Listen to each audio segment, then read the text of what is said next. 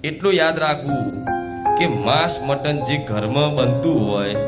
એ ઘરમાં એ ચૂલા પર કુળદેવીનું નિવેદ જે કરતા હશે એનું નિવેદ ક્યારેય પહોંચવાનું નથી ના જે ઘરમાં જે ચૂલા પર માતાજીના નિવેદ બનાવવા માટે જે ચૂલો ઉપયોગ થતો હોય જે વાસણ ઉપયોગ થતો હોય એ જ વાસણમાં તમે જો તમારી કુળદેવીના ચોખા મૂકી અને નિવેદ બનાવશો તો એ નિવેદ આમ કરી ધુમાડા કરી આલ્યું માતાજીને ધરાયું તો ચામુંડ માતા હશે કે મહાકાળી હશે કે અંબે હશે કે હરસિદ્ધિ હશે કે ખોડિયાર હશે કે આશાપુરા હશે એ ઘેર રહેવાની કેમ કે માં જગત જનની છે આ વાત ફરી યાદ કરાવું છું જગત જનની છે આદ્ય શક્તિ છે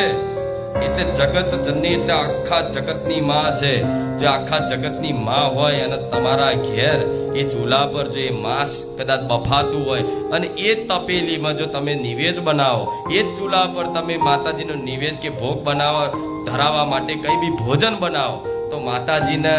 એ નિવેદ આડું થશે એટલે ઘણા લોકો કહેતા હોય છે ને આવું કે તમારી માતા નિવેદ પહોંચતું